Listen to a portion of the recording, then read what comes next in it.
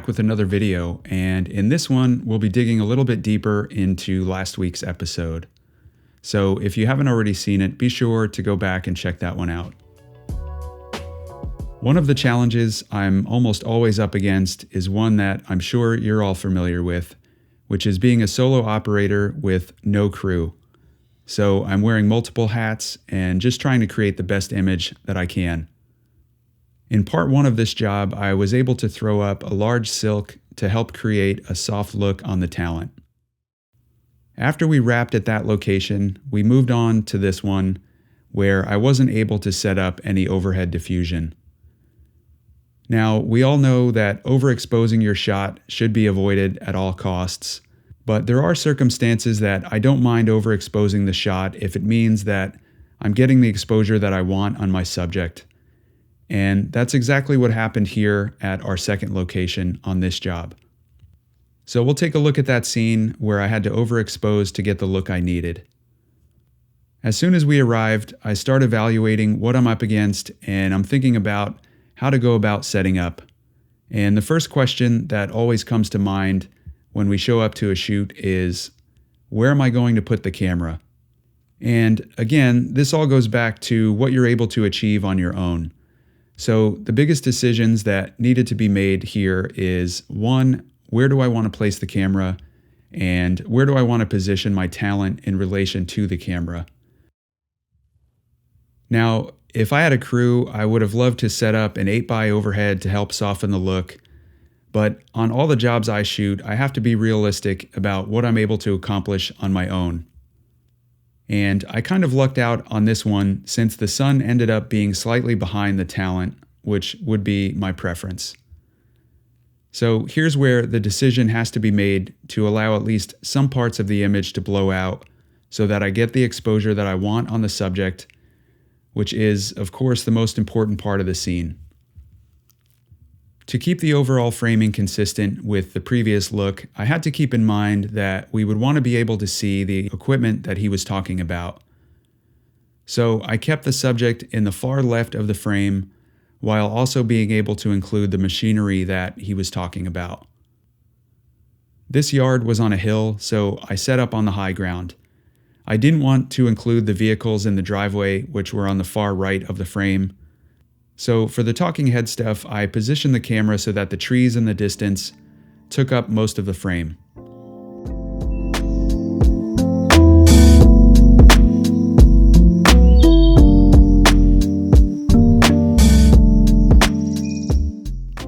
Once that was out of the way, I moved in for coverage to get close-ups and supporting B-roll. One thing that's worked out well for us over the years is how we structure the assets that we produce for clients and also how we go about distributing them. It's all dependent on a client's needs. In some cases, we have monthly retainers where we shoot and deliver every month. With other clients, it may be every quarter, especially whenever there's travel involved, as there was for this job. Over the course of several days, I shot a bunch of different still and video assets for this client that will ultimately edit and deliver over the next 2 quarters of this year. This is something we've found that clients find immense value in, since most, if not all, of their marketing and social media needs get not only met, but delivered straight to their inbox. It's been a very efficient way for us to work, and it allows us to build bigger scopes and ultimately earn more revenue. Whenever we onboard a new client, we'll do a deep dive with them and have a detailed discussion about their needs and expectations, and also talk about how we can best serve those needs. From there, Nicole will start to plan everything out, and that includes everything from budgeting to building out scopes of a project. She'll source talent and locations if needed, and generally she just makes it all happen.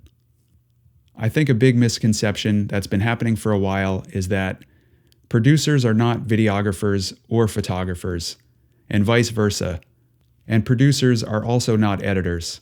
And I, for one, am getting tired of the gig economy's do more with less mindset and approach when it comes to production.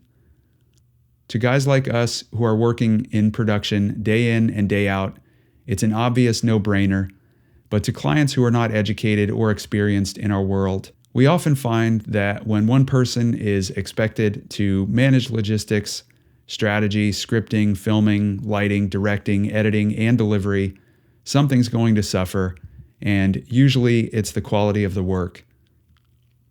Each of those roles require a specific skill set, creative focus, and workflow. And while combining them into one job might seem and even feel efficient, the reality is that it leads to burnout, inconsistent results, missed deadlines, confused expectations, and creative work that never reaches its full potential. A good producer doesn't do everything, they bring everything together. They build the team, manage the process, protect the timeline, align the vision, and make sure that the right people are doing the right jobs at the right time. I think as a whole, the industry needs to stop glorifying the one-person production team. It's just not sustainable, and it's also not scalable. My hope is that as more companies and clients continue to hire for production, they begin to realize and respect the roles and the craft. The end result will always be better for it.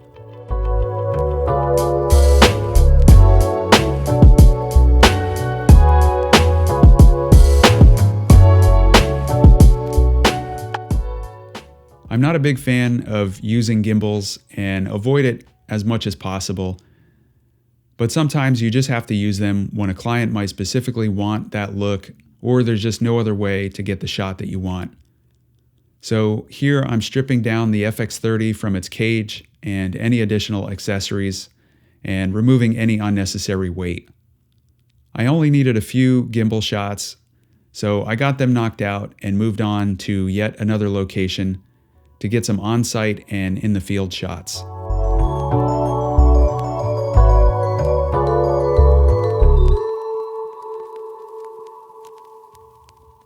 This is where I really got to thinking about how this would be the perfect job for the Sony Z200. If you're unfamiliar with it, it's a 1-inch sensor camera with all of the I/O and bells and whistles that you could need when working in the field as a solo operator. The camera was released about 6 or 8 months ago, and I've been really interested in it since it came out.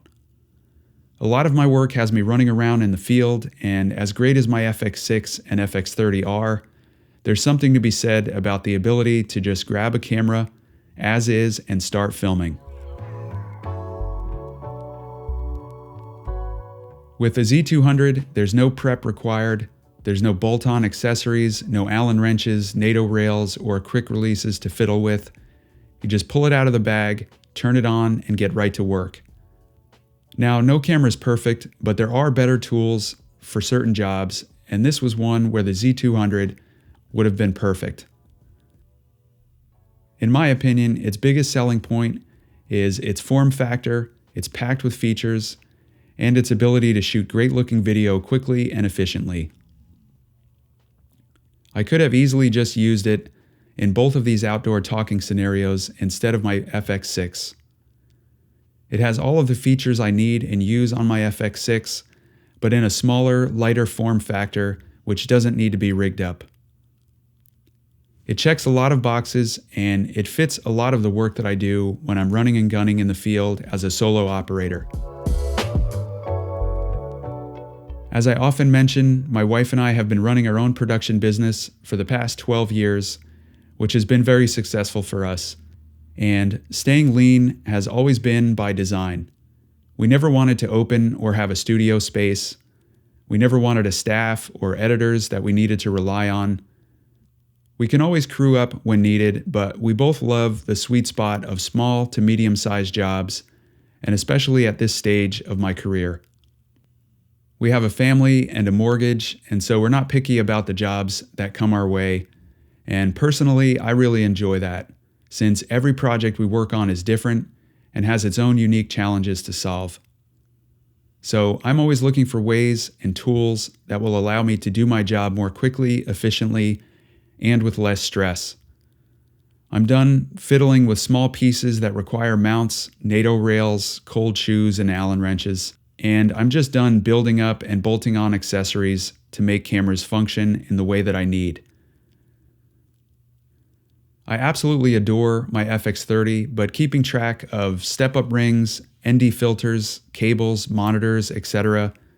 is definitely taking its toll, especially when I need to travel for production. All that to say is I'm really glad that manufacturers are still pushing the boundaries with camcorder-style cameras like the Z200. I think they get a bad rap among a lot of owner-operators and are just a hugely underrated segment of cameras for guys like myself who need to just be able to grab a camera and get to work. So I'm definitely interested in adding one to my camera arsenal, and I'm curious to see where the year goes and if that becomes a reality. I've got some fun videos planned, so stay tuned. As always, thanks for watching and see you in the next one.